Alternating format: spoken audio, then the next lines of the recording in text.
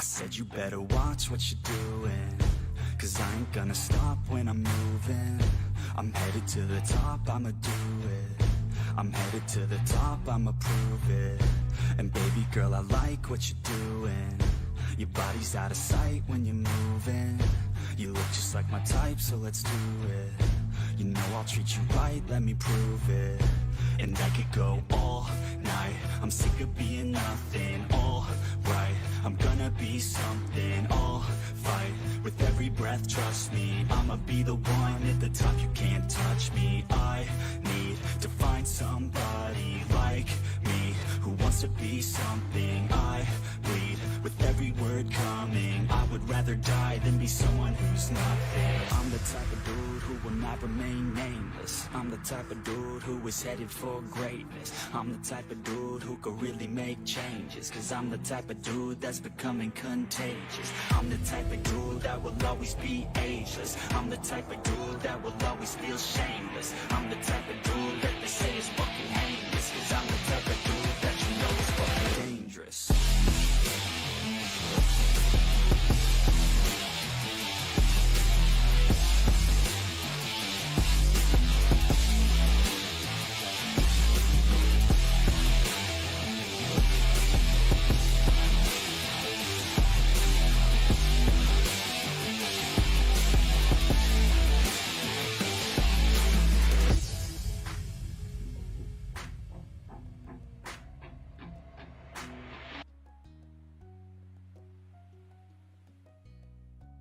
Hey guys, today we are going to play Our Life, Beginnings and Always. And for that I was the config menu.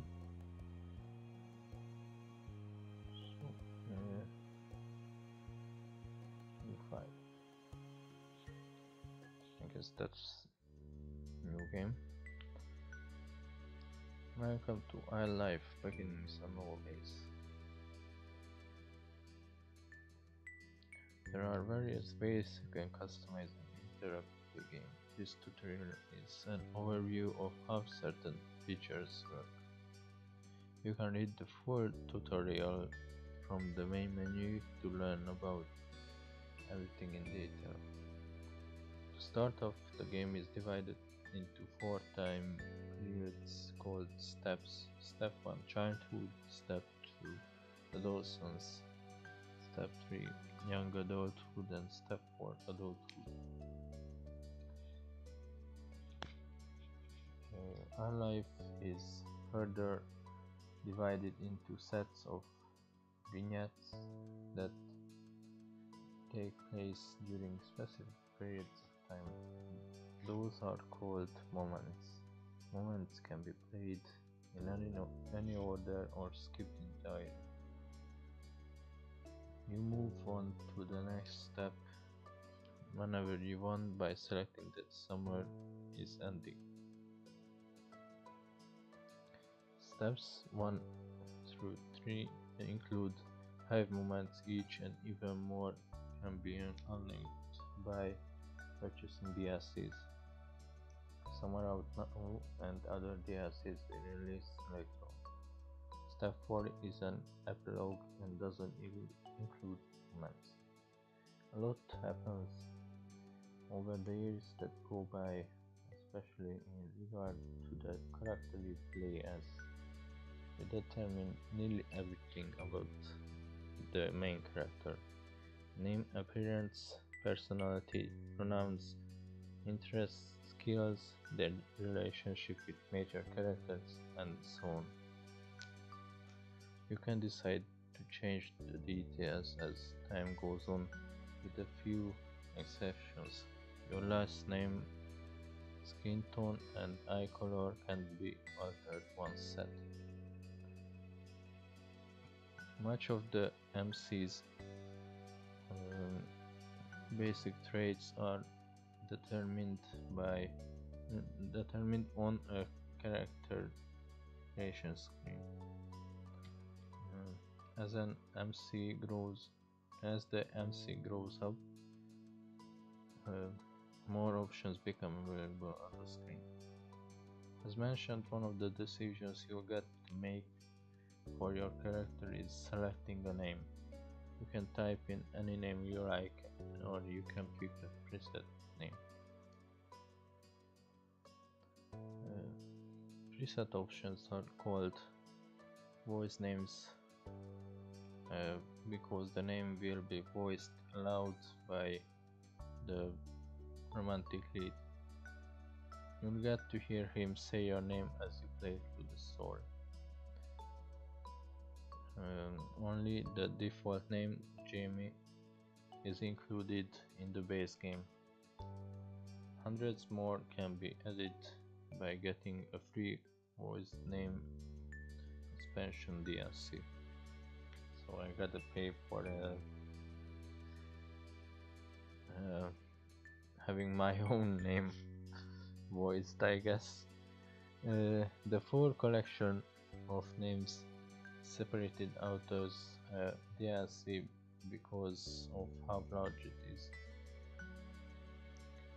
If you're not interested in that feature, you don't need to get it. Each name in the DLC belongs to or was selected by someone who supported this project. On the character creation screen, there's a cute doll you can decorate to get an idea what your MC looks like with the different traits put together. Not all the things you decide about the MC appear on the doll.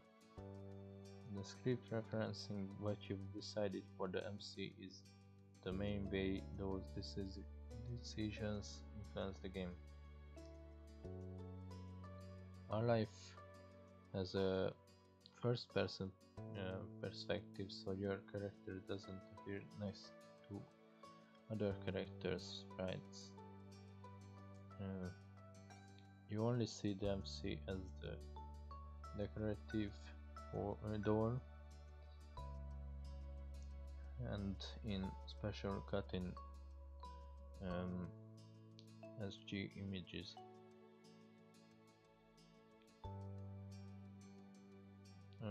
CG images.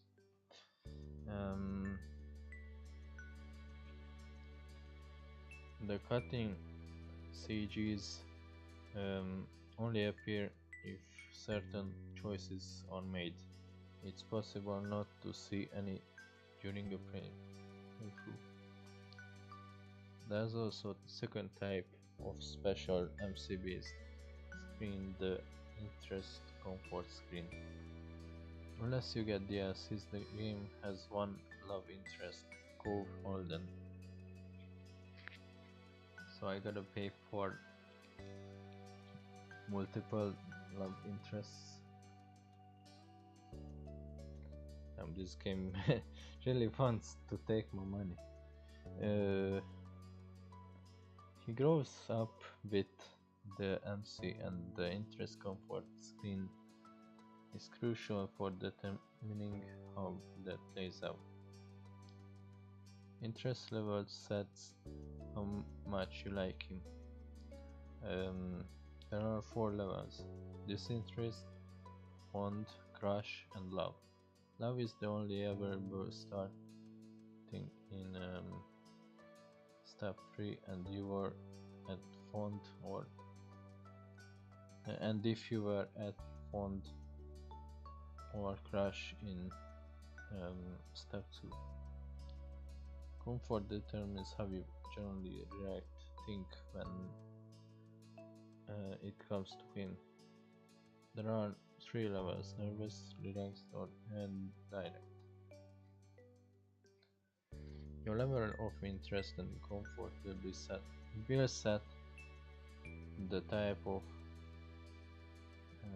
dynamic your character has with the love interest.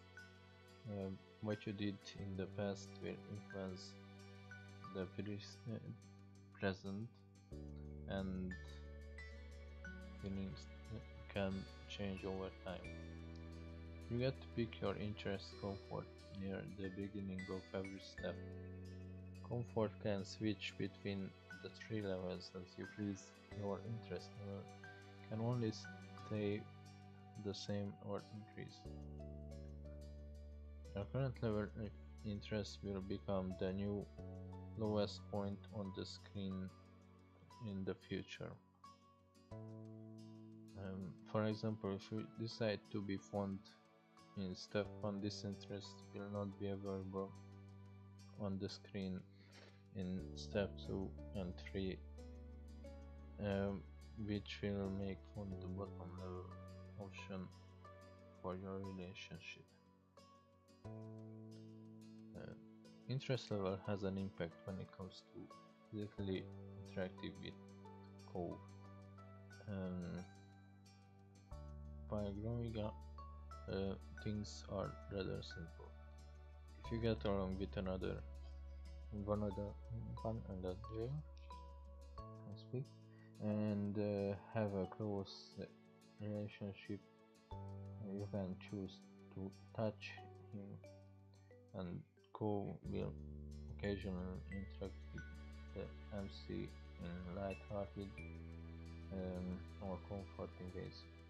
But starting in step 3, touching can become more romantic or suggestive if you're at crush or love. To make sure things go nicely with that, there will be an extra choice to determine initiate level and bonus mini tutorial that goes along with the choice to explain the feature in more detail. Basically, even if you decide you like Go, the game won't force you to act on those feelings. You can always choose not to get together with him, choose not to accept or give romantic gestures, etc.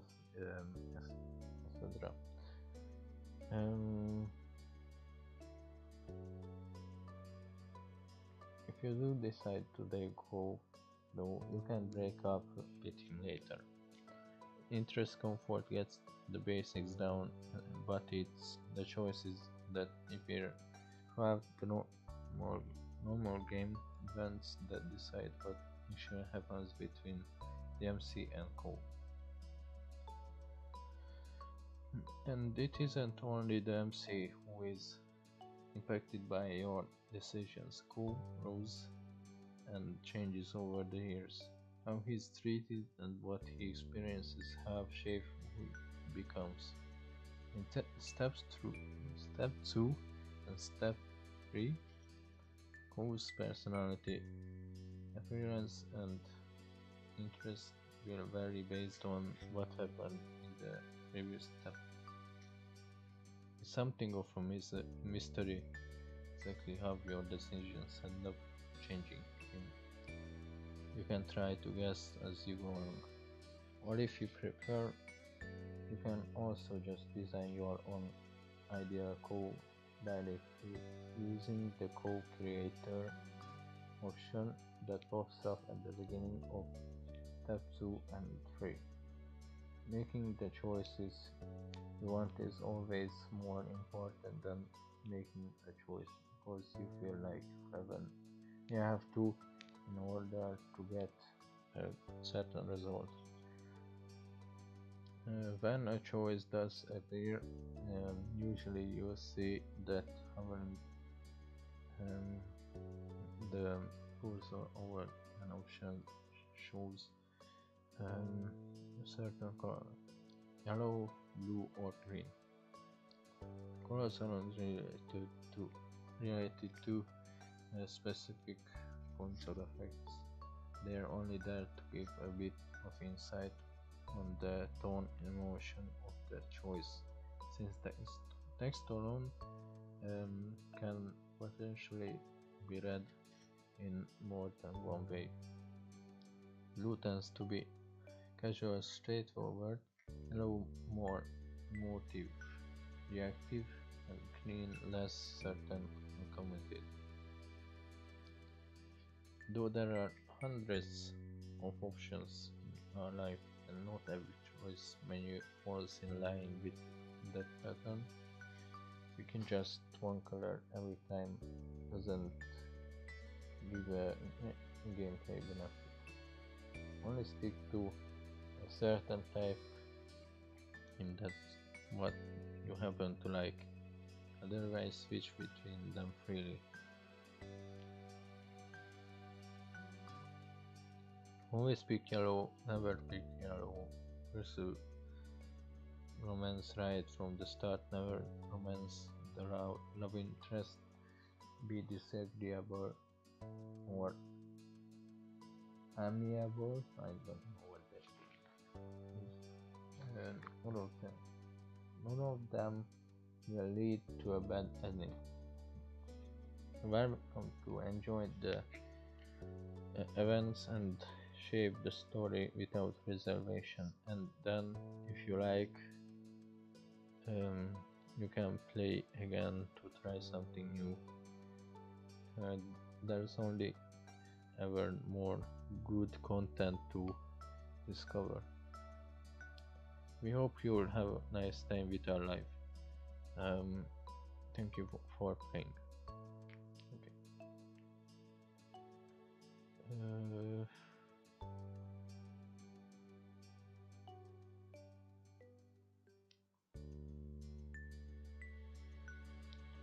Going with this one.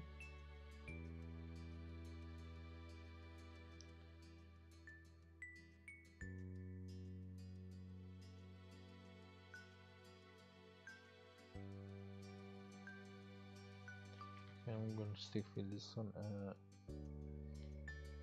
Is there blue? Maybe. Oh, there it is.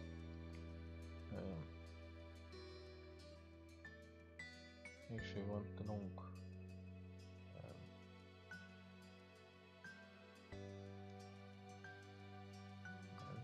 I think this one is good.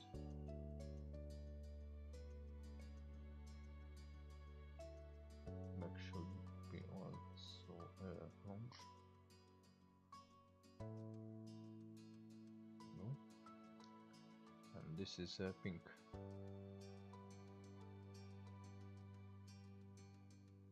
And the back also pink. Nice.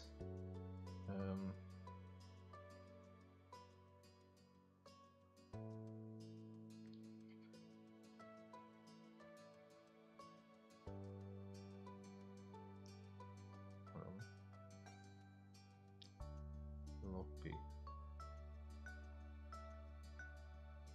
Fiona. They. There's also only that. Jamie.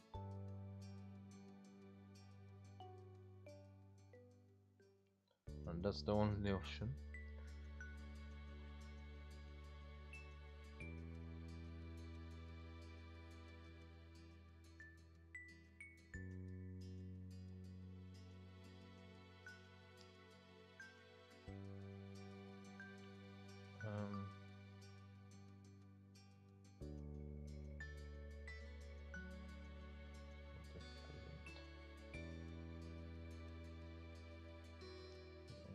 Don't want this.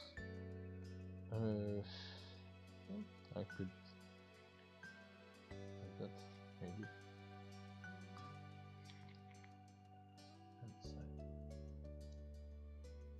I can't see the hand, so I don't know.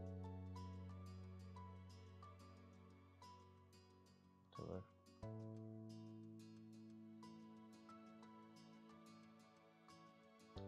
Yeah, none.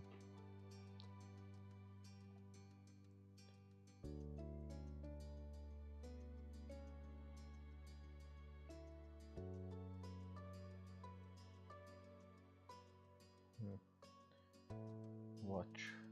I actually got a watch. So I'm going to include that.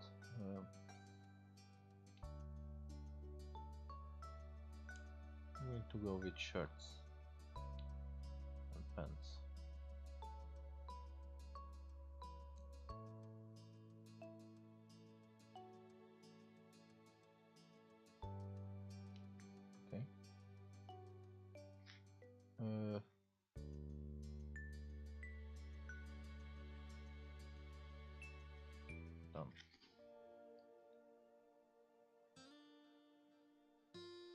Summer in Sunset Bird was a special time of year.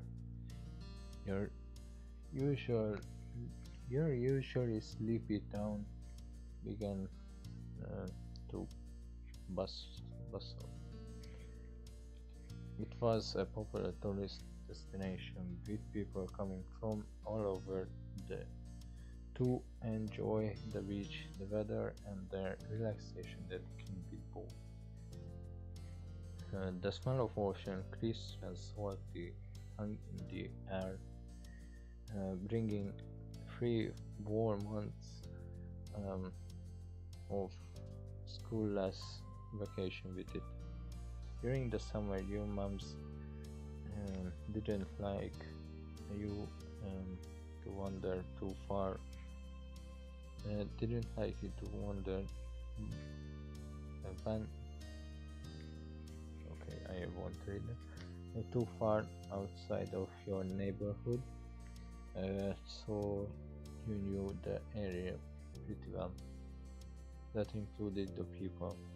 Families came and went from Sunset Bird, uh, but they mostly stayed and did what your mom called putting down roots. They built businesses, they got to know each other, and they definitely said hello to the nice young kids who waved when passing their stores. Uh, Going for a walk around town mostly meant that the familiar, friendly residents waved or asked how your family was. Most often, just said hello.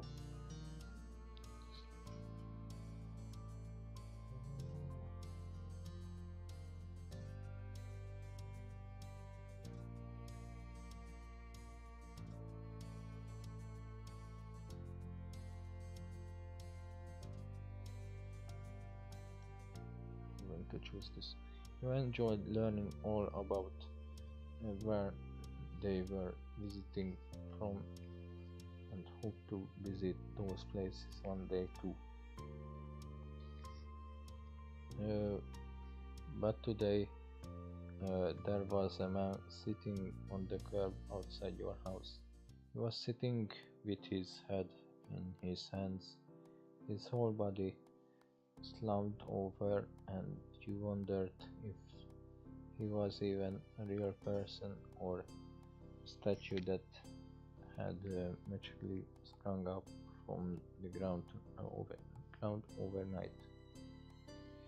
Whoever or whatever he was, you had never seen him before. One thing about knowing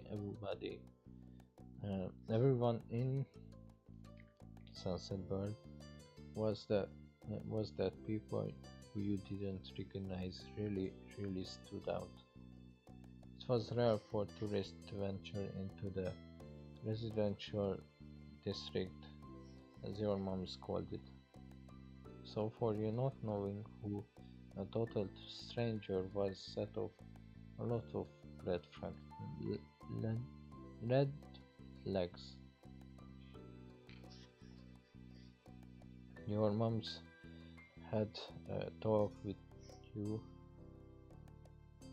and your big sister Lizzie about this kind of situation before.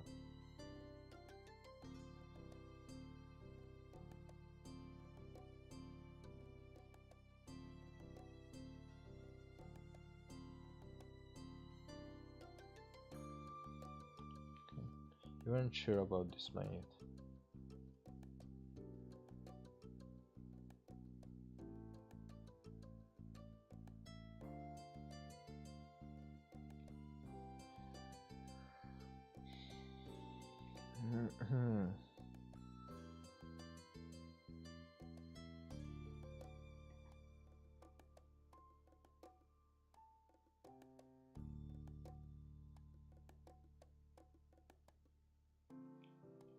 You slowed down as you thought about how you could get around this. There was a split second when your eyes met. That wasn't good. He was probably going to say something now that he'd seen you standing around here. Hey, you were right, his deep voice called out to you. But you didn't say anything. Unfortunately, the man stood up and started to make his way towards you.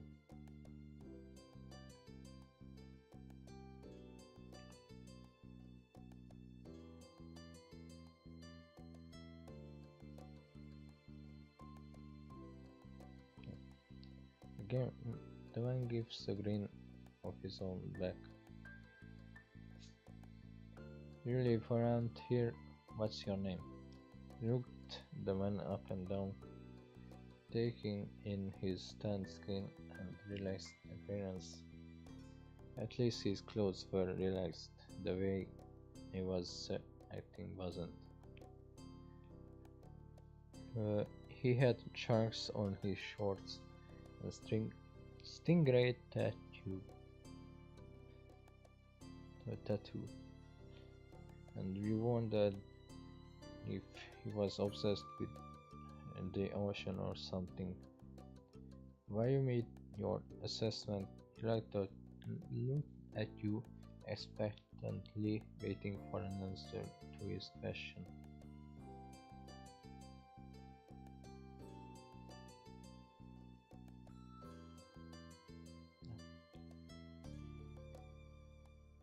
Great, nice to meet you, Floppy. Gave you a broad smile, relief settling on his face. Reached into his pocket and pulled out a clean $20 bill. It crinkled in his hand as he held it up to you. You were more confused than before. You looked back at him. Well, could you do me a favor? Nothing bad. Sorry, I should have let me start over. He cleared his throat and stood up straighter. From where you were standing, just made him look creepier. I have a son. His name is Cole. Who's about your age?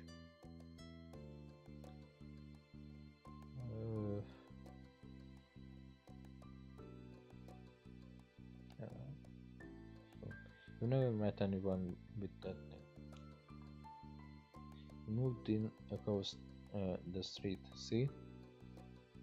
He gestured toward the house that had been empty for a year, his watch catching the late afternoon sunlight and reflecting off the walls. A gigantic for sale sign was finally gone. You must be Floppy Fiona, right? I met your moms earlier and they told me you were 8, just like him, so he shook the $20 bill to bring it back to your attention, a hopeful smile tilting his lips at the corners. Can you try to be friends with the boy? Just give it a chance and you can keep this. He's a good kid, you like him. But you gotta keep it secret, okay? It wouldn't be friendly, said his dad sent you.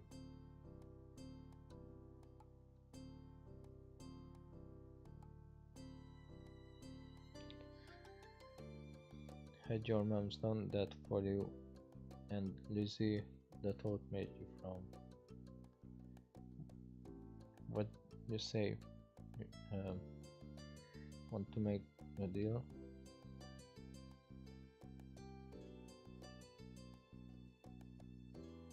Yeah, I don't want the money.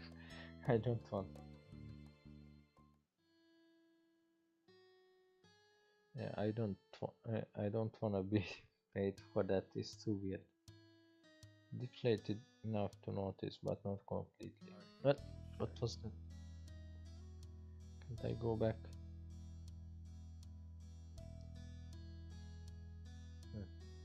whatever.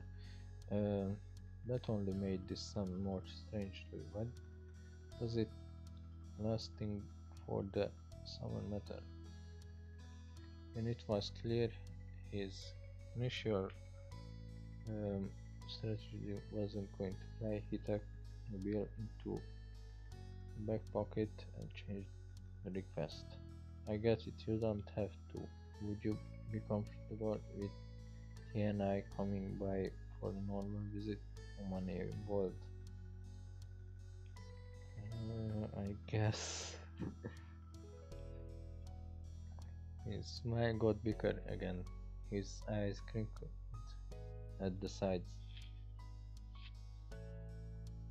I'll bring him by tomorrow. I wanted him to meet and greet with the neighbors today, but I don't know where he's gotten off to. He laughed when he said that, but with the way his face looked, you thought he actually wanted to cry. If you if if you see him, can you tell him to come on home? He's got a pink cast and glasses. You can't miss it. You can try. Nodded, not totally certain that you'd find cool, but willing to look. The man smiled and reached out to pat you on the head, paused before doing so, then pulled his hand away instead. Your mom's already checking her out for me. Such a thoughtful book you are.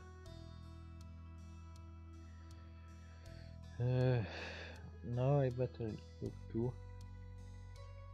Can't put everyone else to work while I keep sitting here. I thought he might come back, and that's not what's important.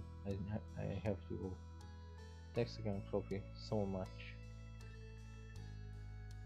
He jogged off down the street without another word. I decided to check the wheels behind your house.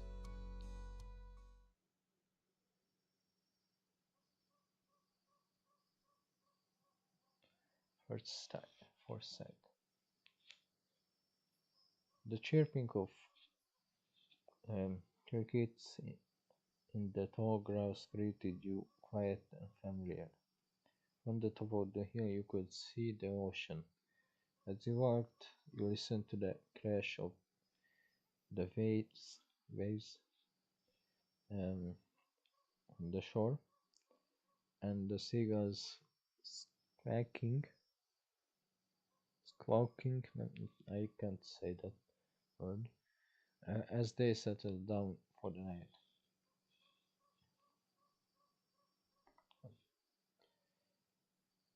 Sometimes this age will join you, the two of you splashing each other with the waves. Those were the best days. You taking a deep breath. You wanted to try to relax and couldn't. You weren't sure what. Something told you that you weren't alone, so you glanced around. There was a boy sitting at the top of one hill, almost completely hidden within the long grass and white flowers surrounding him. His head was buried in his knees, staring ahead of himself.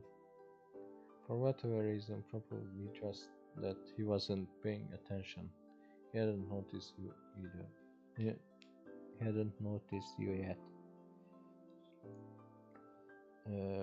We watched him a minute longer, feeling a little bit like you'd found a deer in the wild.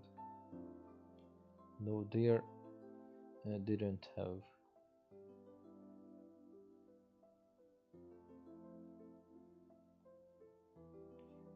glasses. Uh, but this new boy did.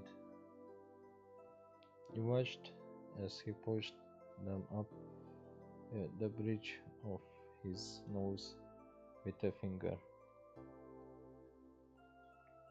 After a few seconds, you took a step forward, then another, and then he glanced your way. His aquamarine eyes reflected the eyes. Can't speak today. The light of the moon. You stopped raising a hand to acknowledge him and show you weren't scary. Hi. And with a start, he jumped to his feet, his hands burning into fists at his sides. He didn't say anything, just stared at you in a strange way. He'd been crying. There were traces of tears on his cheeks and his knees, soaking the hem of his shorts, and his eyes were still shining with a few more. You'd obviously caught him off guard. His pink cast seemed to glow in the twilight, though when he caught you staring at it, he hid his arm behind his back. Something the man earlier had said stuck out to you. Cole? Ah. Eyes wide, he studied you. Studied me? That's a weird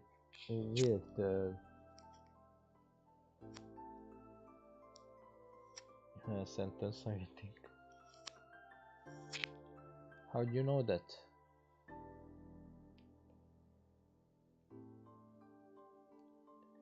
I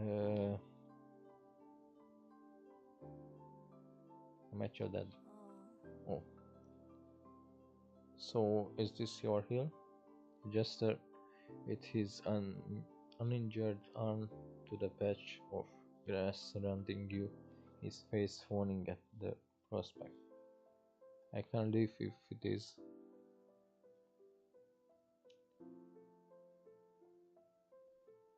You can't own a hill. Why not? How could you? Just do. I had a hill back home. Okay. Well, this isn't mine. This still isn't mine. Oh. Sat back down with a thumb resting his chin on his knees again. Curious about the strange new boy with the odd dad, you sat on the patch of grass next to him. The pure white flowers that covered this hill looked back and forth gently as the stars twinkled above. The way they dotted the sky made them seem like flowers too. The night wind was cool as it traveled over the ocean and up the hill, chasing away the heat from the afternoon sun.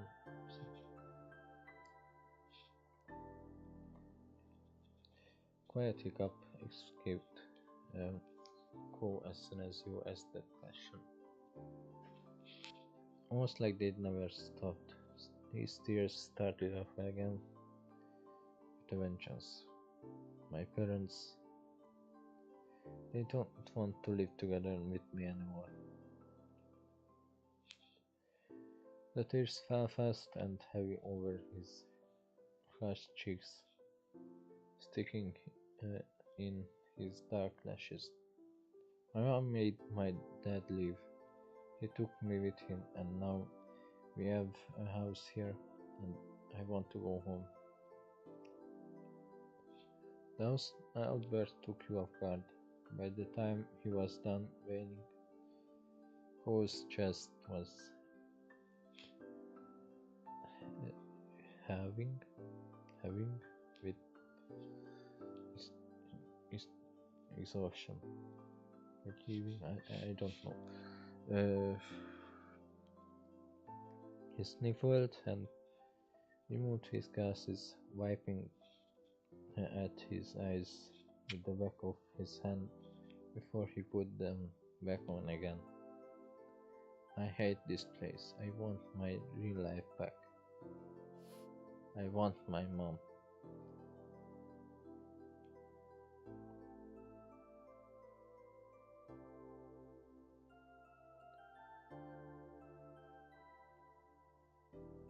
Yeah, just be positive. You like it here.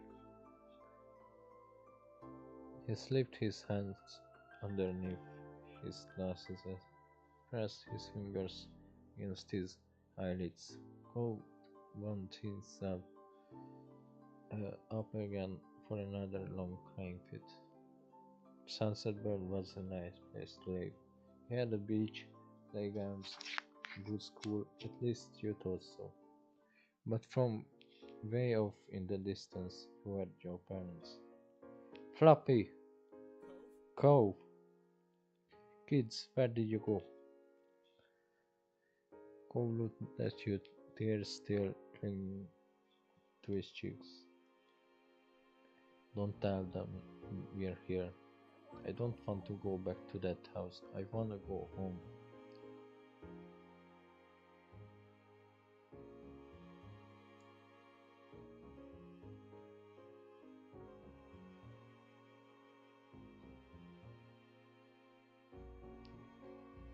We'll be okay. We were struck by a sudden need to reassure Cole. It's not gonna be all fun, but isn't he our family too? Yeah, I guess. And you can count on him when you really need him. You shot him a grin and pushed yourself to your feet. Slowly, Cole stood up with you, still looking a little reluctant. His dad's voice rang out again. Cole, can you hear me? He looked toward the sound of his dad's voice, silent and turned away while rubbing his not bandaged arm. Sorry, I still don't want to go.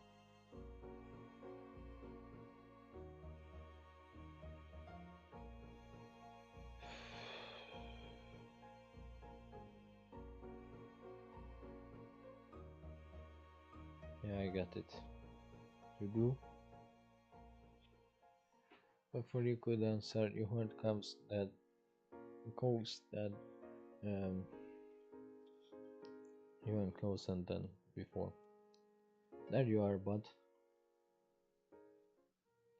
The trio of parents appeared over the curve of the hill. Instantly, all their eyes landed on you and they rushed over. Both of your moms. Wait, I have two moms? What the fuck? Okay. Is this like a lesbian family? Maybe? I mean, I have no problem with it. And actually, like more than one mom.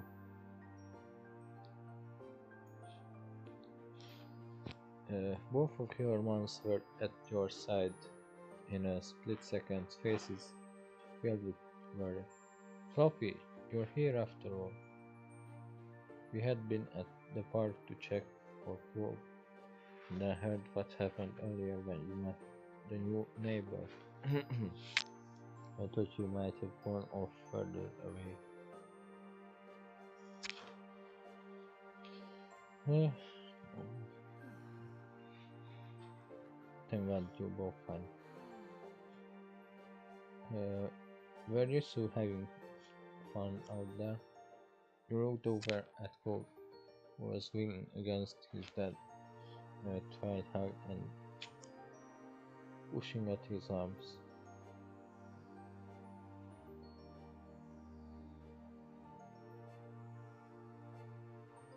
Yeah, I don't know. He's new here. It's okay.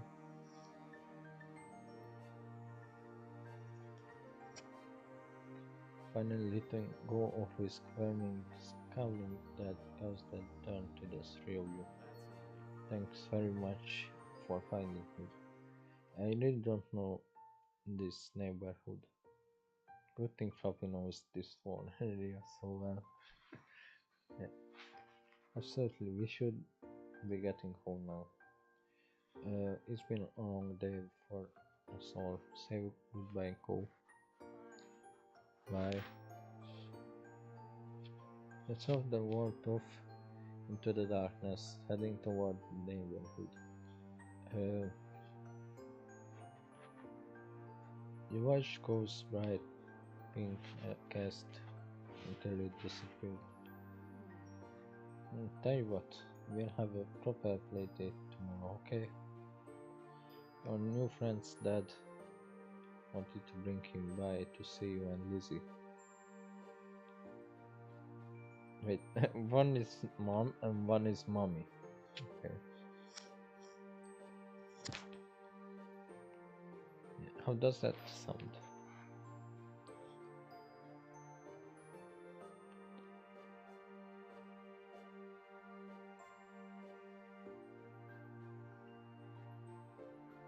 Hmm.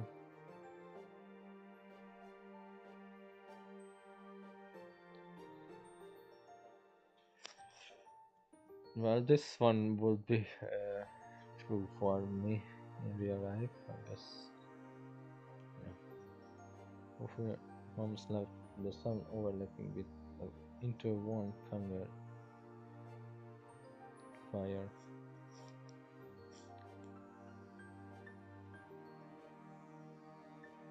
Um, Mommy put put her arm around your shoulder and led you towards the path.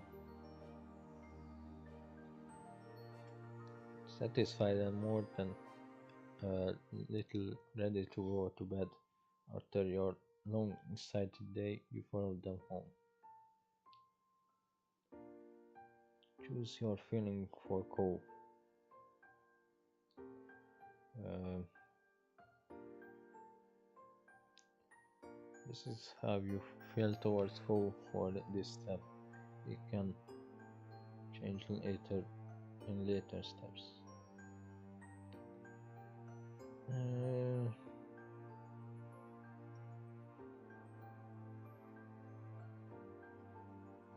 Next,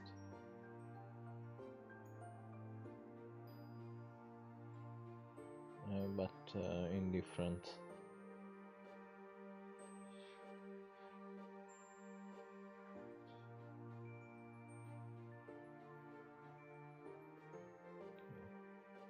In step 1 at relaxed indifference, you won't be able to change it again until step 2. Sure.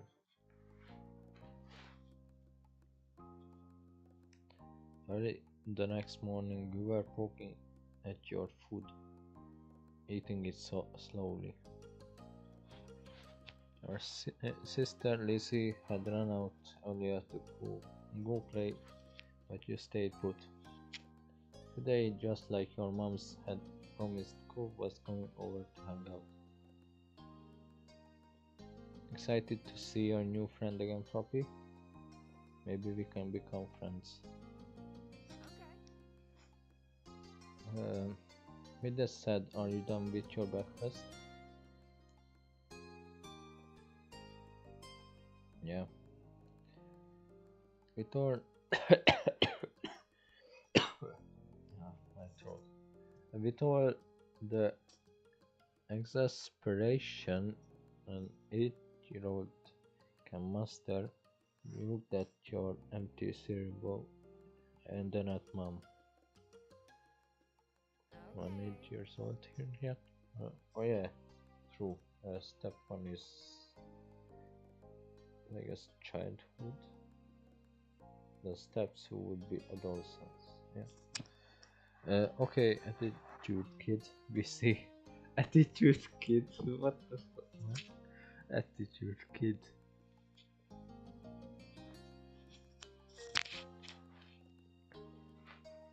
Good job. He should be here soon. Soon. Cleanup began, and then on cue there was a knock.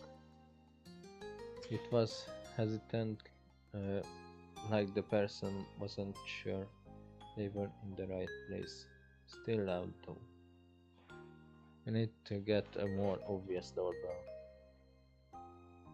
I know. Floppy, could you get it? Because mom said so, we wandered over to the door. Hey Fiona family, thanks for having us. Yeah, because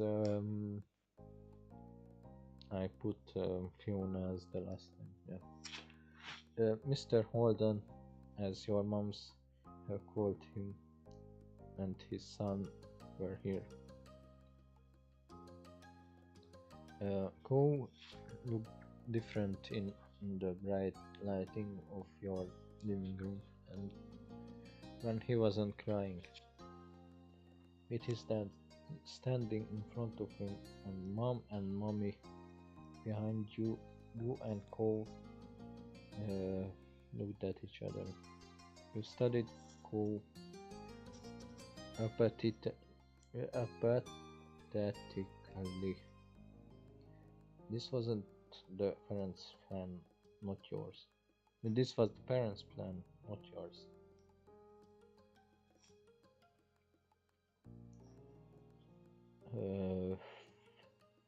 Not seeming any more excited than you were, you just stared back. Do you want to go play in your room, Floppy? Sure. Come on, it's upstairs. Okay. Take care. Let us know if you need anything, you two. Have fun, kids. See you later, son. Play nice. Let him to your room. Puffing out your chest with a little bit at the side of your treasures.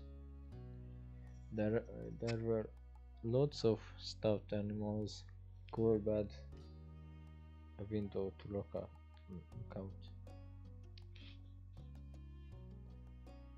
It was a great room. You hadn't had anyone to show it to in a while, but you were really proud of it. Leaned in a little closer to one of your drawings on the wall. I like this.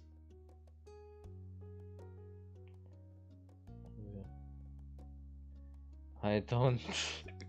Yeah, that's how I feel about my drawings. They are just not good.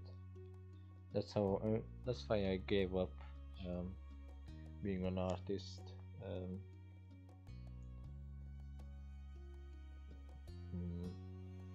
years ago. Now I'm trying, but I feel like drawing with a graphics tablet is not really for me. Maybe I get graphics display soon. I just need the money for it. I don't. I do it, but it's not very good. Yeah, I think it is. You smiled slightly at him, even if it wasn't work. If it wasn't work you were pleased with, it was polite of him to say. Turn to look around the room a little more, studying the books on your desk and the pictures on the wall.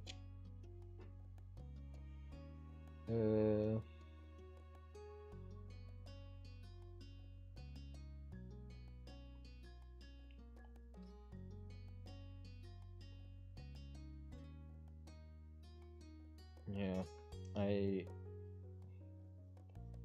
don't like being quiet. It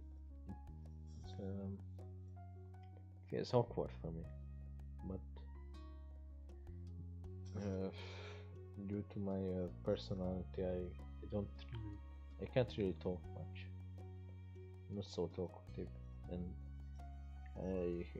I like it when someone else is talkative, because yeah, it balances out, you know.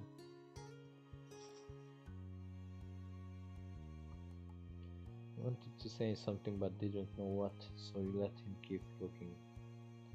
Then his eyes landed on the tiny box of peach things you'd collected, tucked away by your door. He took a step towards it before hesitating and pointing at it instead. What's that? All the stuff I found on the beach. Do you have any drift food in there? What's what's drift food? Throwing the box into the middle of the room when Cole plopped down next to it. I think so. Yeah, see? We just shared to a piece at the bottom, still covered in it's covered with specks of sand. Neat. This is a good collection. You got the sense from the tone of his voice that he wasn't just saying it to be nice or to be like Shiro. Who's Shiro? He actually meant it. Oh, right. I almost forgot. Shiro is gonna be here soon. Wait, is that my friend? Shiro? This is friend. Oh, okay. Or like her number one fan, I guess. Do I have to see him? It should be okay. I mean, this is friends, not mine. But you know, want to check out my shelves some more. I found this one. I found this one under a big piece of seaweed that had washed ashore, and I pulled out seashell after seashell, explaining where you'd gotten each one and holding them up against the light. There were big ones, small ones, pink, purple, and orange. Most of them you washed off in the bathroom sink when you brought them home, cleaning off the sand.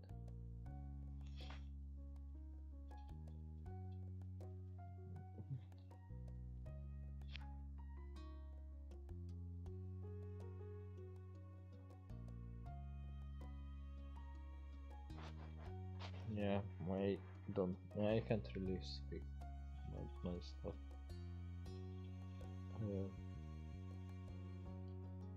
Without me feeling myself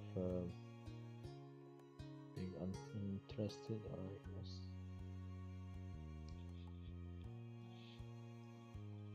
You are really proud of your share culture, and it made you happy that Ko was interested in it too. Apparently fascinated either by the stories or by the shells themselves. Who listened with what looked like the full force of his attention. It was a new experience to be the center of such dedicated focus, even if it was only directed at the shells. Kids, come down to the living room. You could tell the idea was making him unhappy, but Mommy wasn't giving you much of a chance to hang around. Who hadn't been like this meeting you? To guess it was because he thinks you found each other by accident, not that parent made it happen. Mr. Holden must be right that telling who his dad was part of that would be a bad idea. Before you knew it, you'd both been escorted downstairs and deposited in the living room, ready for Shiloh's visit. Shiloh? Shiloh or Shiloh? I don't know.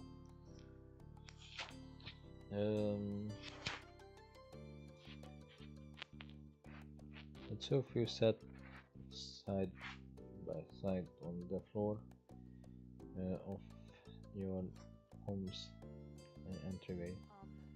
I brought a box of shells. I wanna keep looking at them.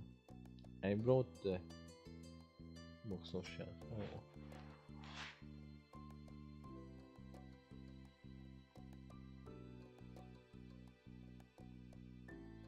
Yeah, be careful. I will.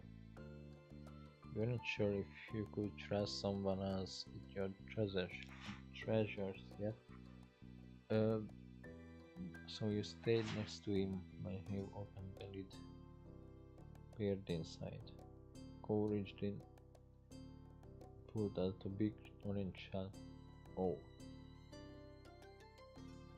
Like he hadn't spoken aloud yet, turned to you and held it up, his eyes shining.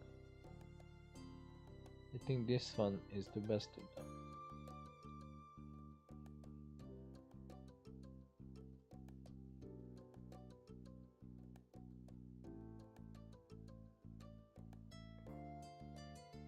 Carl smiled at you and you both admired the shell together. It was a giant conch with shades of dark and light orange. If you held it to your ear, you could practically hear the ocean. I found that last summer when we went to the beach on a picnic.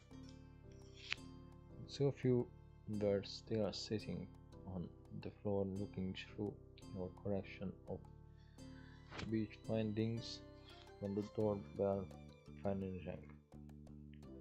Cole jumped, startled by the sound. Since the person hadn't knocked, the thing that was probably Shiloh. He knew where to look for that. Is his friend? You nodded, but that didn't seem to make Cole feel better. It was already obvious that Cole didn't hide his feelings well. You could tell what he was thinking right away. This isn't a good idea. You'll be alright. He's here. We can tell him to leave. He's at our only door, and if you go upstairs, he'll find you. Cole glanced around the room, his eyes wide. Finally paused with his gaze and looked onto the back of the door. I can hold that. Go out the window. He was already walking towards you. Trembling to think something to say, you stepped forward and paused.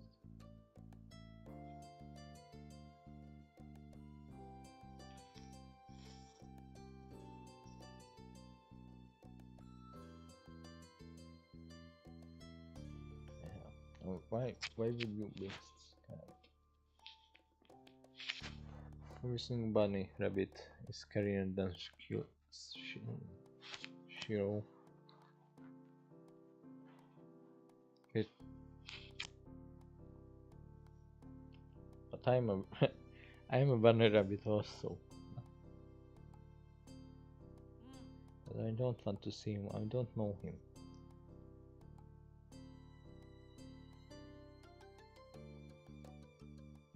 Okay, if you are worried, nobody warned you this was gonna happen.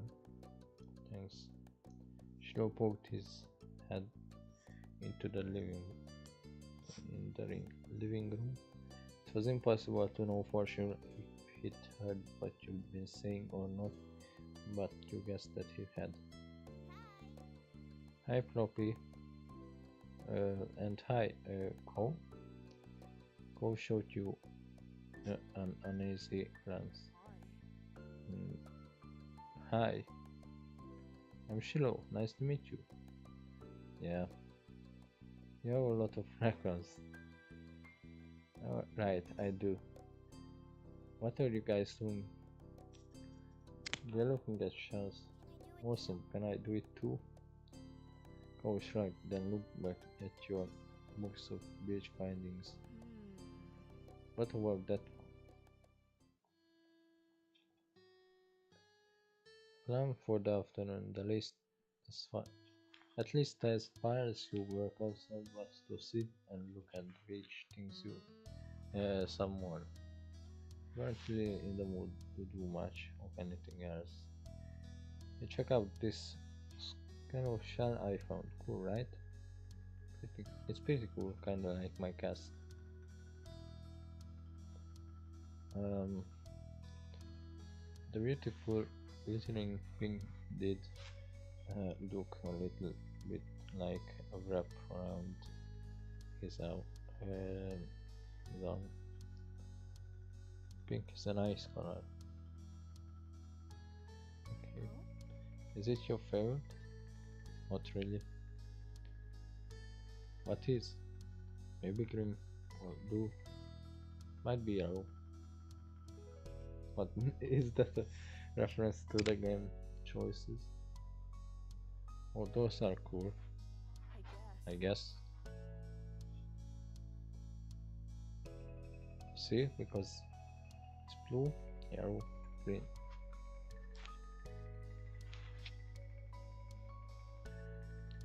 Uh,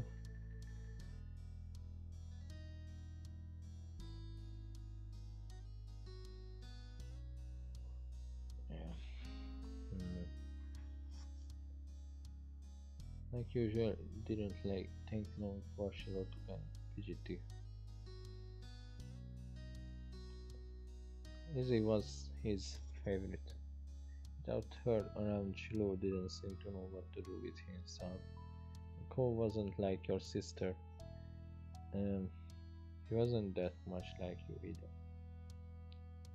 Is Lizzie coming back? Don't know. Oh. Where'd she go? I think she's at the beach, probably. She playing at her park. Cole's lights lit up at the mention of the park, and he looked towards you. There's a park? Yep, but it's old. Can you show me? I wanna go. Started getting up before you had even answered, and Shiro jumped up beside him in excitement. Really? You do? You do too, right, Sophie? The park is fun. Yeah, but this minute, yeah. It's right at the beach, so there's lots of fun stuff to do and lots of sun. There's a jungle gym and a bunch of swings. Sounds like it will be cool. So are we going to find Lizzie? I don't know. I never really wanted to see her. I just want to check the park out. I reached without any direction. Shiloh finally turned to you. Okay. He perked up. Both boys wanted to go. It was only for her. After getting permission from your moms, the three of you were ready to head out. It was a short walk to the park. Lizzie had convinced her moms that it was so short. Um, she should always be allowed to order by herself. When you found her, she was hanging on the jungle gym, swinging back and forth. Hey Lizzie. Her face lit up when she saw you, her big brown eyes going wide. Floppy, Shiloh. Hi. She dropped to the ground and landed with soft, soft thud in the sand. In a split second, Shiloh had abandoned Jutsu and scrambled over to stand by her. We were used to being left out when it was just the three of you, but now Ko is here. I weren't sure if this was an improvement. Who's that? It's Ko, he's new. I remember. Hi Ko. Welcome to my park. Nobody ever comes to play here, so this is where we get together. She gestured wildly with her arms as if to present the area to the newcomer. Without interrupting this speech, Ko whispered in your ear quiet enough that the others wouldn't overhear. I thought kids couldn't own places like parks or yours. We couldn't have but laughed at anything. While Lizzie continued talking, you took the chance to kick off your shoes and break your toes through the warm sand. Nice, huh? In this neighborhood, I'm the one who comes up with the ideas. You are? Yeah, I am. Wells could handle the job. Lizzie is the oldest.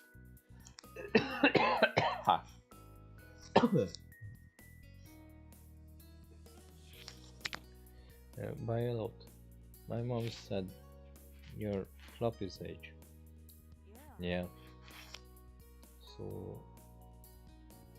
we're both 8-year-olds. I mean, in the story, we're still children.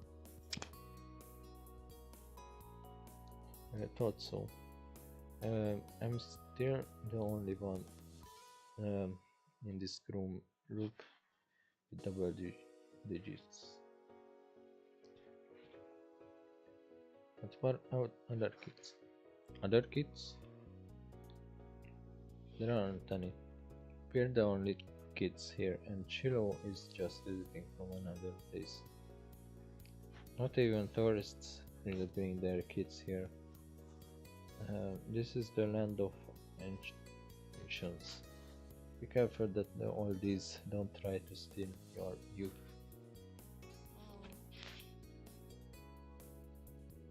For a second, it looked like he might cry again. But something in his eyes shifted and looked back at Lizzie. What kind of old people? Like moms and dads and grandparents? Grandparents who don't have kids. They hate kids. Why? We haven't done anything.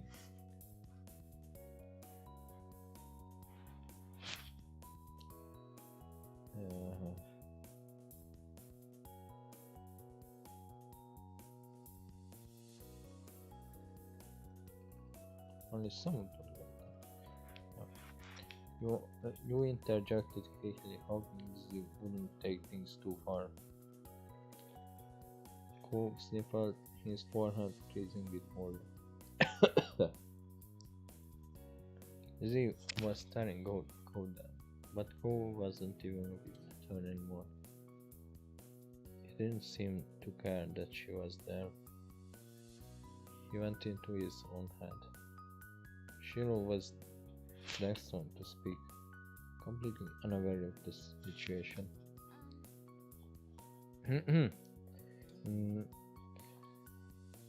I met Lizzie and Floppy in school. You see tons of kids there once summer is over. I don't want to go to a new school. I don't want summer to end. Shiro looked down at the dirt. Looked down to the dirt. Wasn't he hasn't had much luck striking up conversations with Go.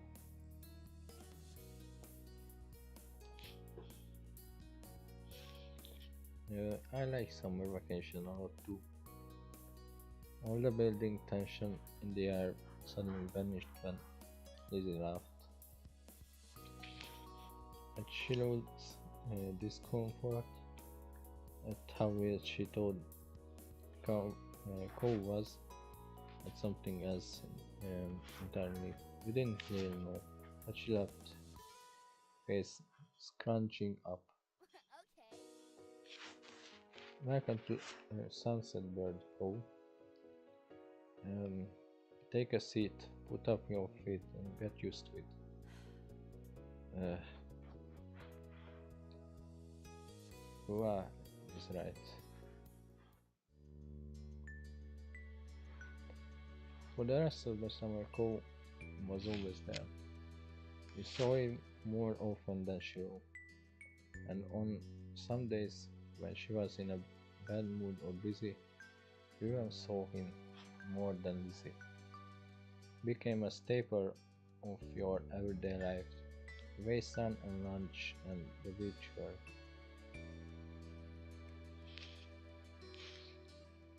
Um,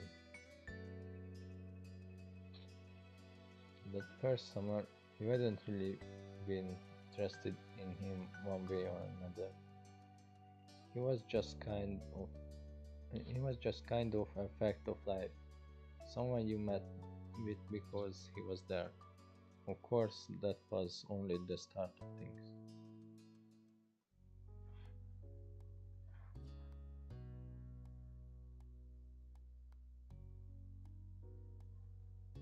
Hmm,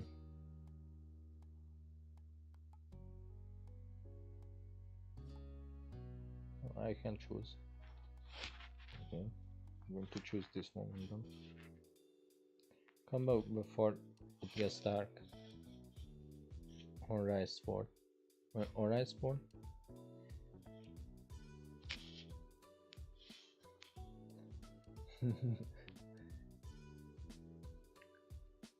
Why are you meowing?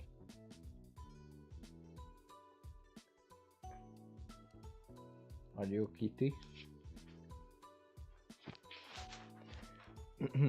The family was drifted across the street and drew your attention away from the snare you'd been watching inch slowly across the pavement.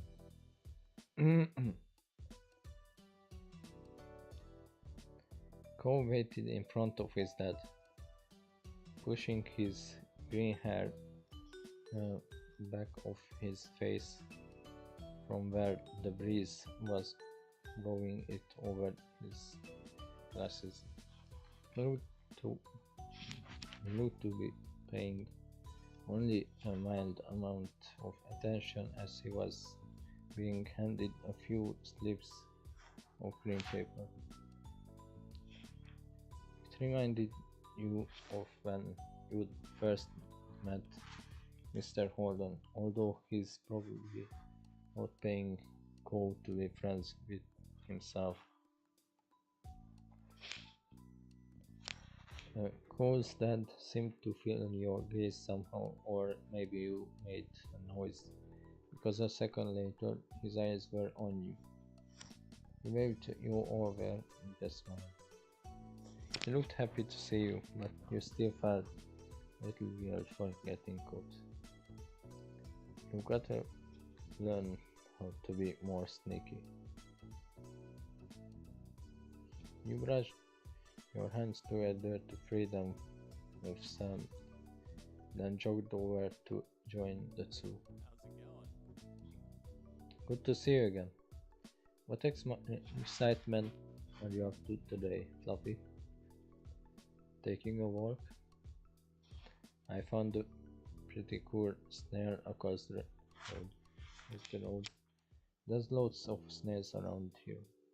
Mr. Horn grinned at you kindly. After you finished answering the question, Mr. Holden's attention returned to Cole. was preoccupied with folding the bills he had into a tiny rectangle. Sounds fun. Cole was about to hit the stores by the beach. Why don't you go with him? You shrugged. Cole was in the process of making a similar motion. You didn't have anything else to do, and you hadn't been to the stores in a few days. Maybe there was something new to look at. Maybe. Is that okay? I was going by myself, but I guess it is. You don't have to. Great. I'm sure you guys will have lots of fun. Mr. Holden reached into his pocket and pulled out a leather wallet filled with money. You found it odd, since your moms only ever seem to have cards in theirs. Here.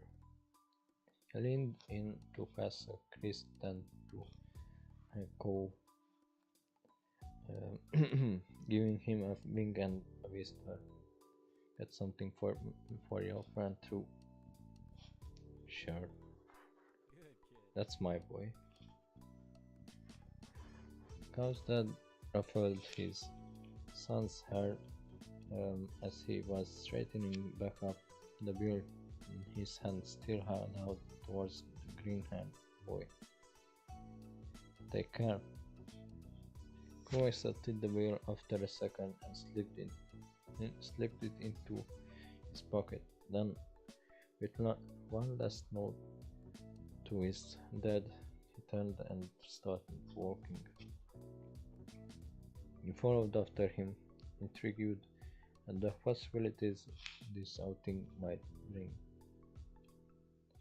Cole strayed towards the gentle tide, creeping out the sand, and you fell into place beside him.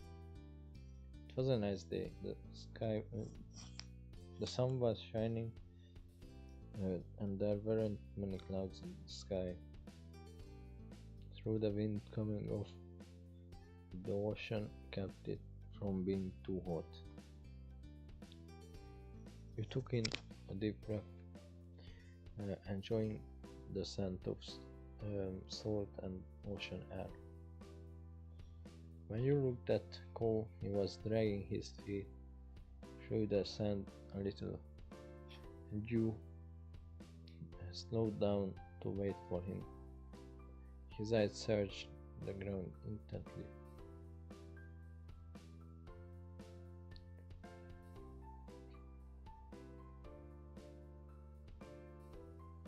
It is nothing. Just staring down the ground though. You bit down on your lip a little, wanting to say something else but not knowing what.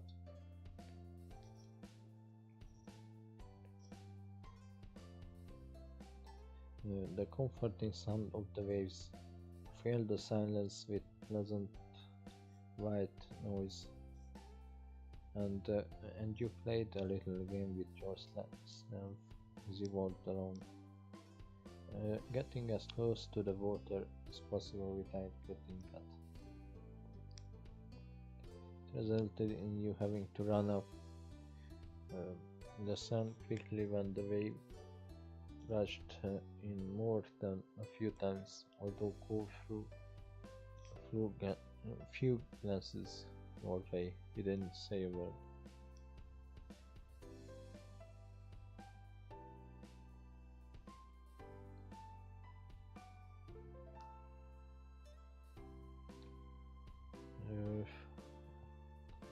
I need a new sand pill. Yeah? What happened to your old one?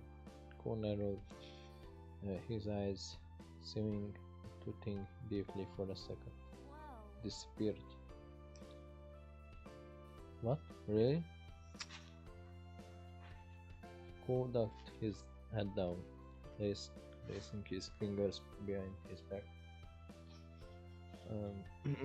It didn't seem like he was going to continue, so he nudged his arm.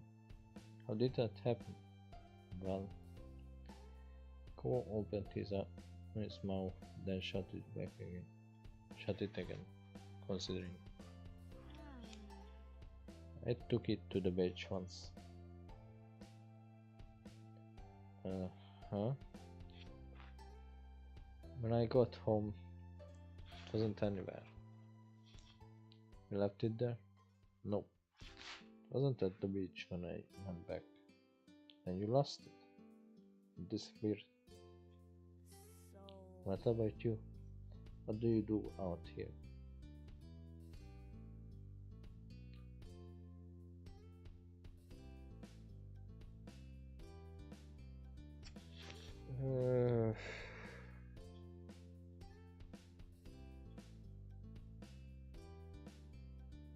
Nice feeling, yeah. Close lifts curl up in a small smile. Me too. It occurred to you that you hadn't been seen in a while. There was just so much to do before school started again, and so little time. Once you reached the shopping area, the noise level grew exponentially. No longer just faces and footsteps, but chatter of people enjoying the lovely summer day. The call of birds trying to find bits of food left behind, and lots of salespeople trying to get attention. You sniffed the air as you were beside Cool. You could still smell the ocean, but there were no sense to them. Pizza, pretzels, and hot donuts.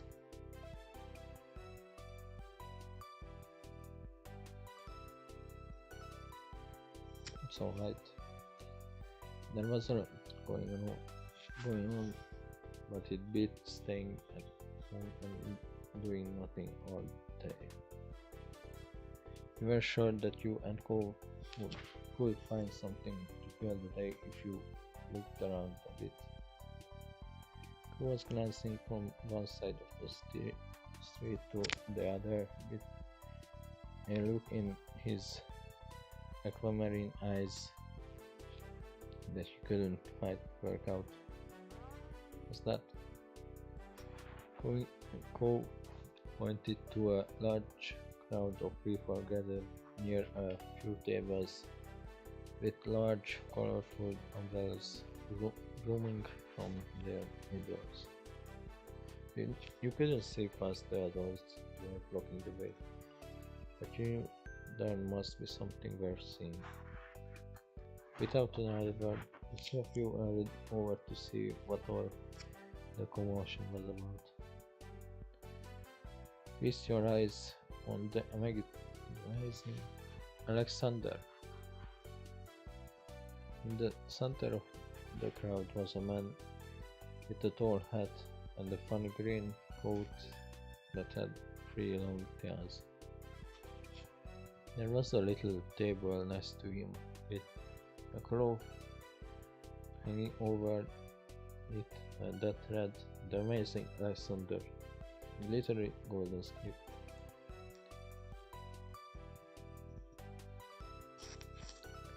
I tell people his name if it's already on the sign.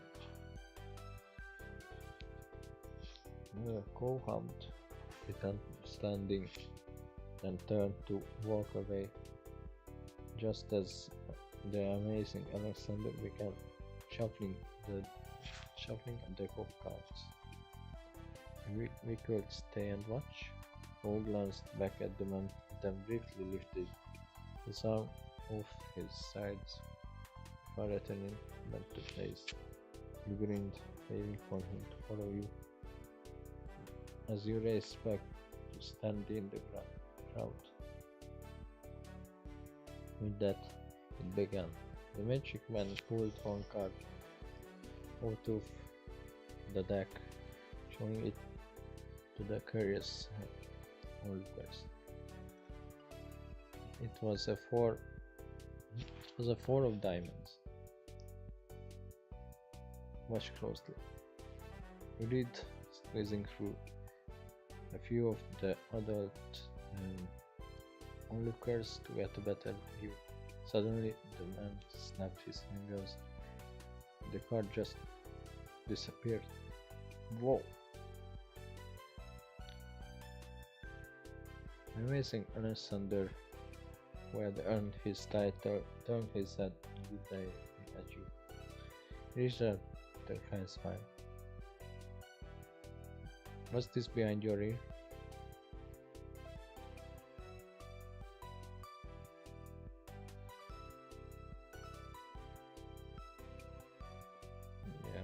Yeah, I would get a little scan. Wasn't that enough to deter him? A crowd of people gathered behind. He made it impossible to move any further. It smelled like popcorn and candy when he stepped closer. You swallowed viciously. You felt a tug. Then he pulled a four of diamonds out from behind your ear. You knew that it couldn't really have come from your ear, but you still didn't get how he'd done it. There was light applause from the crowd, and the man gave a deep bow. This is for you.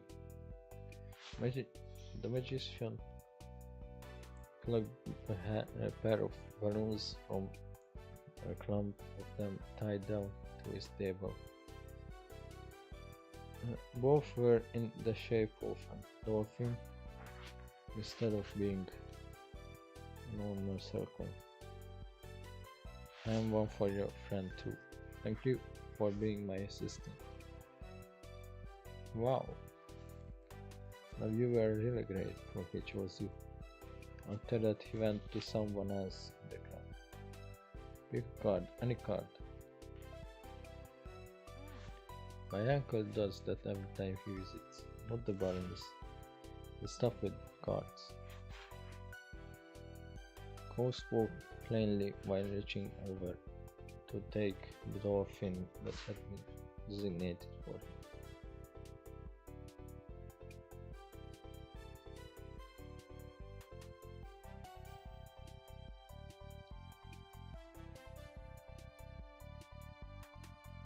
So he was lucky. The crowd started to clear some, and you noticed to the side there was a whole rack of brightly colored kaleidoscopes on display.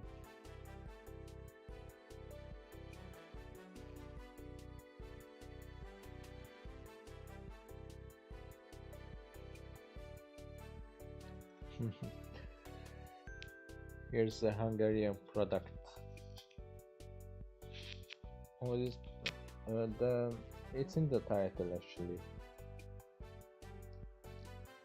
It's called Our Life, Beginnings and Always.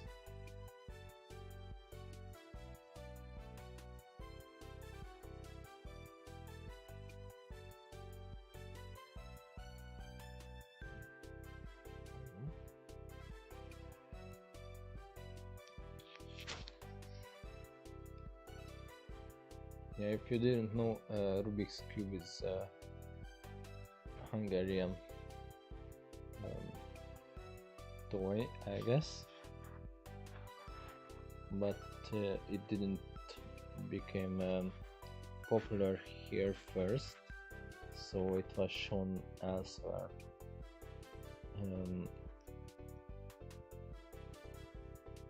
In other countries, and then it became really popular. Oh, these are cool. You hold my balloon while this.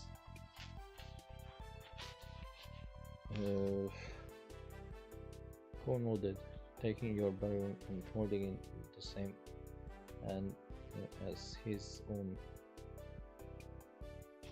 so you could get a good grip of the tube.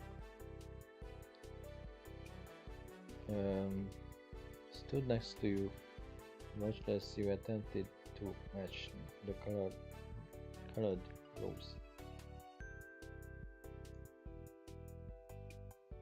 You managed to line up all the green squares on one side of the cube, but there were still 5 more sides to go.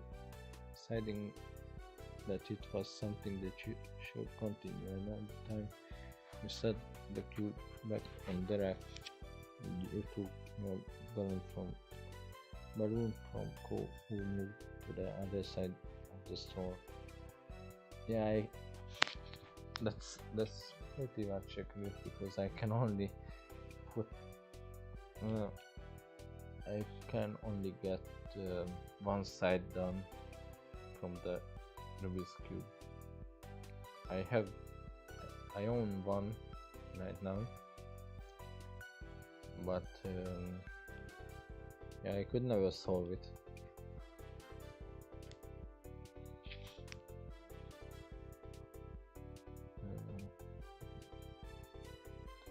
Went under the awning, careful of his own floating dolphin, and Joe joined him.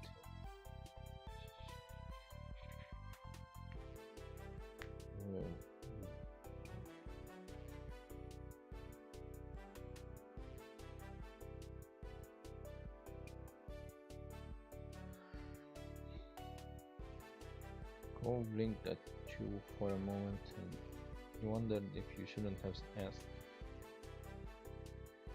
You knew how much he missed that place. Not really. Nodded in understanding, looking over at the stores nearby.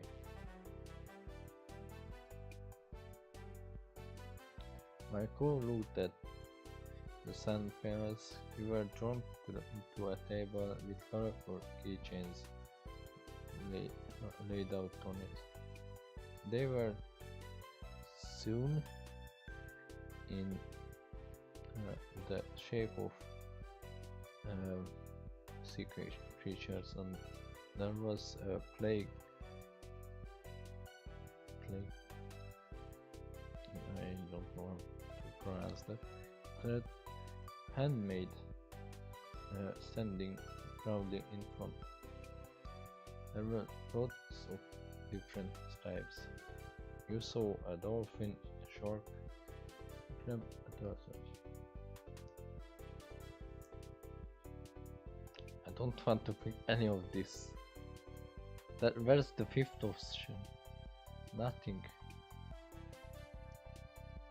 I want to say nothing. Oh, whatever, because of the meme. Crap. Your hand spotted.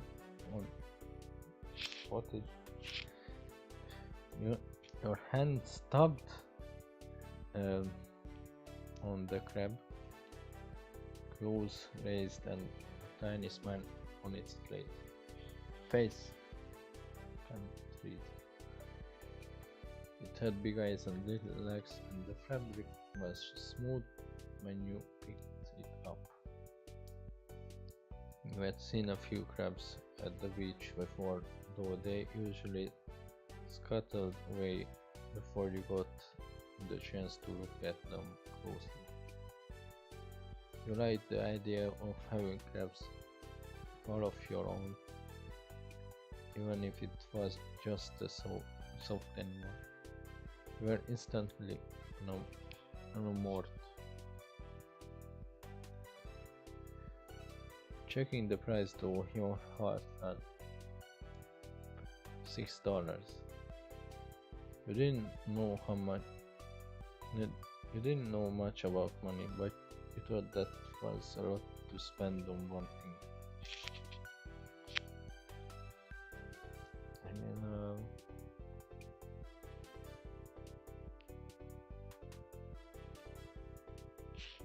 I wouldn't be worried about $6, but $10 maybe. Anything below that, I could still spend.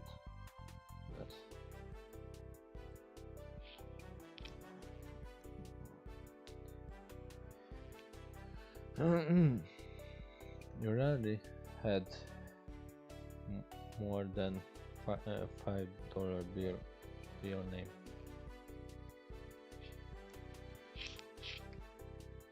Is that what you want? Huh? Oh, $6. I didn't bring anyone. It's fine.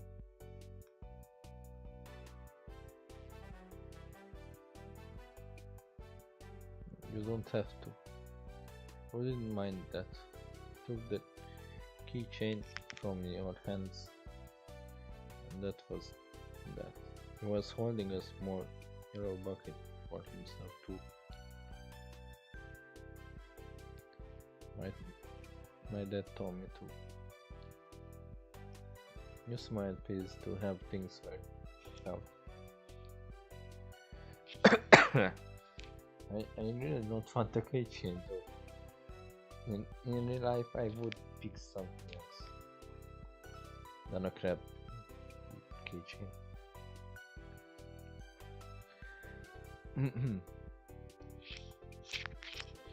It was nice of Cole's dad to let Cole buy something for you too.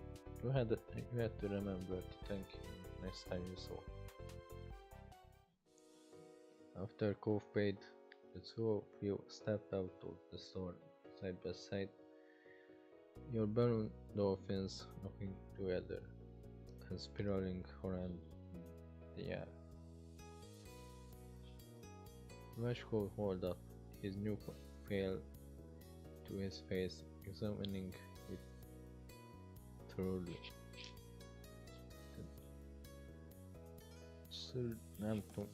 I can't pronounce that. Hey Cole. Yeah?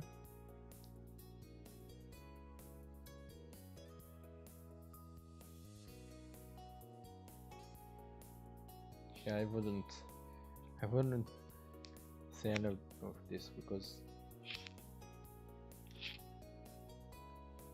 I don't want a keychain, and this sounds rude. Never mind. Okay. I'll look further down the street. Where different food carts were lined up. Rested his non-cast arm over his stomach, just as he did yours. Let out a little growl. You hadn't eaten since breakfast, and after that, all of this wandering around, you were definitely ready for some lunch. Let's get some food. Yeah. Jutsu wandered around, short while looking at all the delicacies that were available. Everything looked delicious, and as the different smells, both sweet and salty, wafted over to you, your stomach growled even louder. After passing up hot dogs, snow cones, ice cream and pizza, you both agreed on pretzels. Cole got something sweet and cinnamony, and you?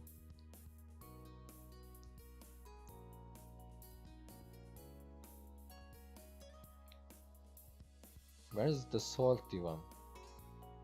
Like, there's in my country there's salty pretzels, and I love them so much, even though they are really salty, but it's just something about they're tasty. I guess I'll go with the cheese, the one with cheese, because the plain one is not that good. Cheese, yeah. Cheese. You licked your lips hungrily as the vendor handed your pretzel over, ready to take a big bite. It was covered in gooey, melted cheese, just the way you liked it.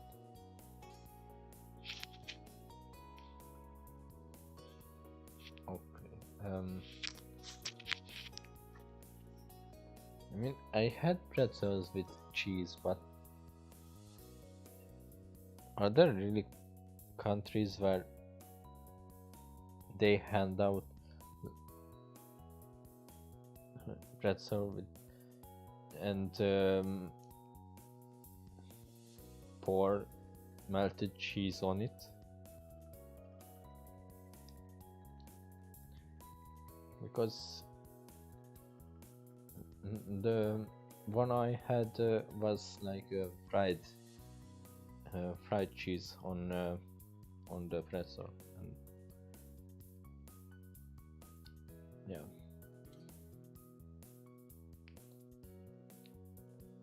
I don't know. I guess some countries have this as well.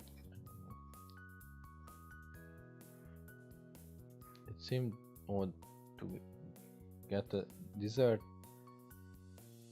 pretzel before eating normal food. Wait, it's a dessert. I don't know. I eat pretzel as like a snack, maybe, not a dessert. Yes.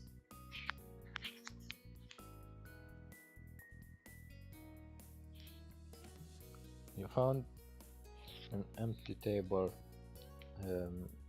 close enough to the beach that the grid of sand made terrible noises when they dragged the chairs out to sit down. These balloons are gonna make it hard to eat. Cole placed his bucket on the chair as he stared at his still balled up hand that was wrapped around the string. You opened your mouth to agree before an idea hit you. I know. After carefully placing your pretzel somewhere it wouldn't get sandy, you tugged the balloon dolphin out of Cole's hand and tied it in a delicate bow around his wrist. Oh.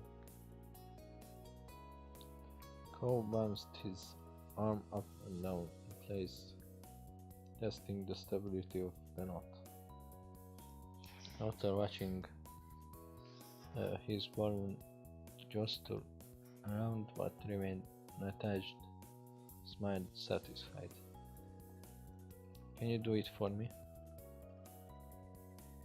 He repeated the ritual. Cole struggled somewhat to cast, restricting his fingers on one hand and the string already tangled around the other. Okay. Got it. I saw if you spent a moment on drawing or handiwork, both hands now free to allow easy munching on your sauce. A bit into the Duffy treat, favoring the taste on your tongue with a smile as you looked out over the ocean. After a time you finished your pretzel, you were done before Cole. It was boring not having anything to do. You pulled on the string of your balloon to bring it down to your level. Then you held the dolphin in your hand, manipulating it to make it look like it was jumping through the air. If you turn to face towards the beach, it almost looked like it was swimming in the waves, like a real dolphin. A laugh came from your side. When you glanced back at Ko, he had left remaining parts of his pretzel on the wrapper, and he was gripping his dolphin too.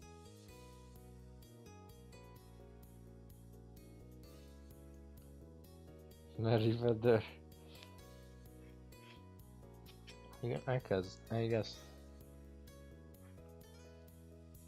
I could call him Merryweather to reference who I used to work with.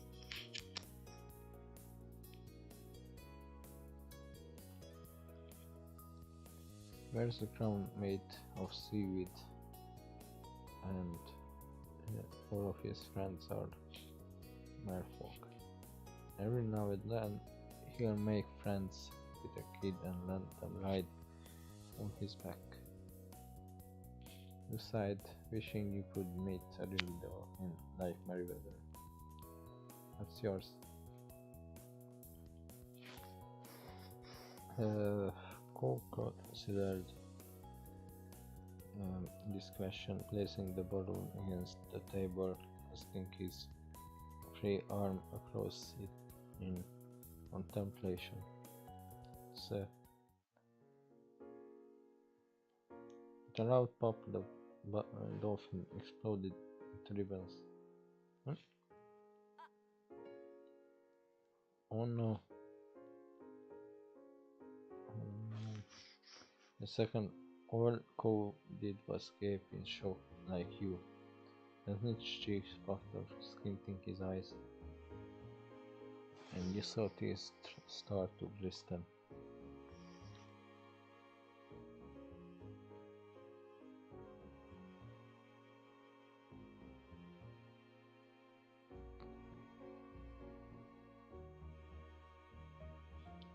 You could have my balloon instead if you wanted.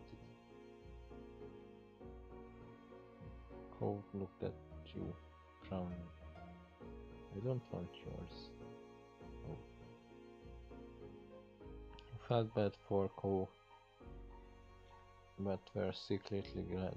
You really liked the written dolphin and weren't too eager to give it up. Am I being an asshole?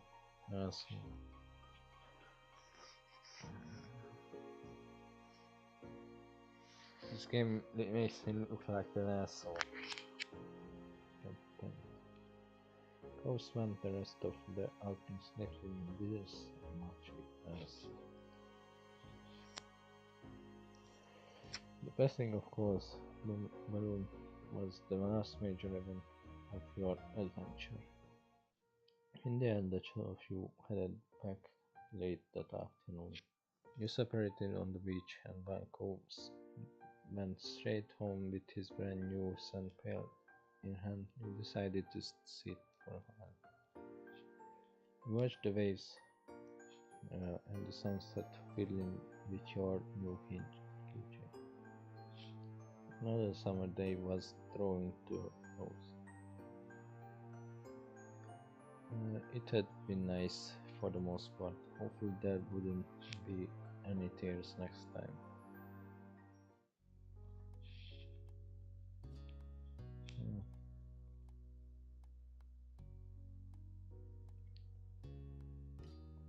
Grown up. One sweltering summer day, and you were in your living room with Cole, listening to the sounds of the birds chattering outside the window while you lay across the rug on the floor. whose dad had dropped him off earlier. Your moms had left the two of you, along with Lizzie, to play amongst yourselves.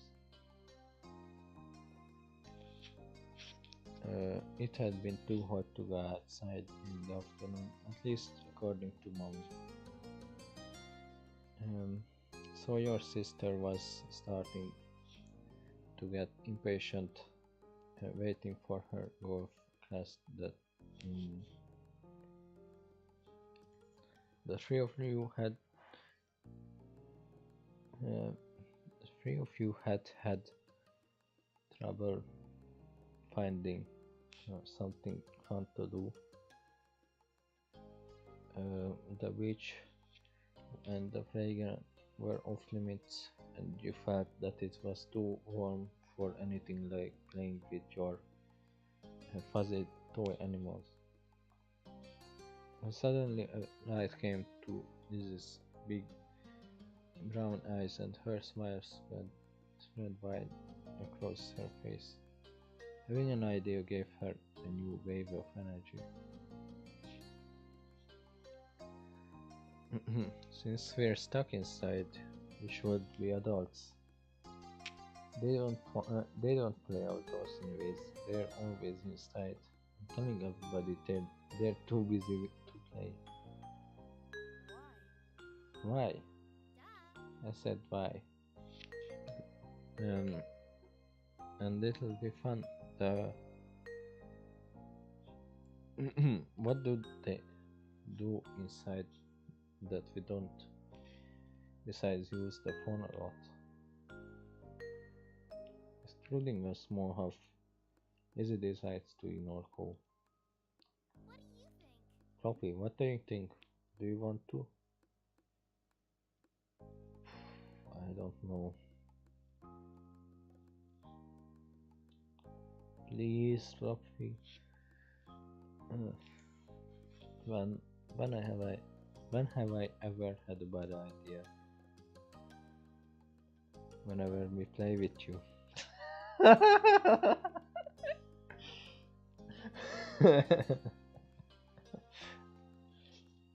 Good one, Cole. Good one. I wasn't asking you.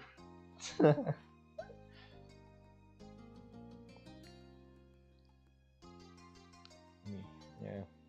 You look down at your hands, you're not sure. It's 3 o'clock early, so I'm going to end stream now. I'm going to save. Maybe I'll continue later. So sure.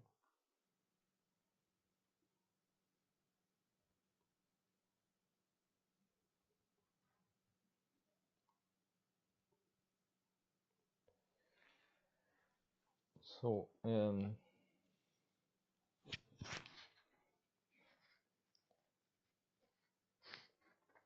on Friday I'll be on a Blue Twitch, and next week I'm going to probably play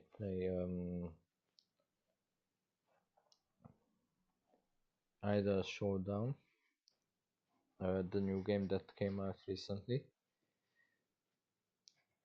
and also Free Fire. So for those of you on YouTube, see you next week, and those who want to check me out on Blue Twitch can do that on Friday. So yeah, see you guys later.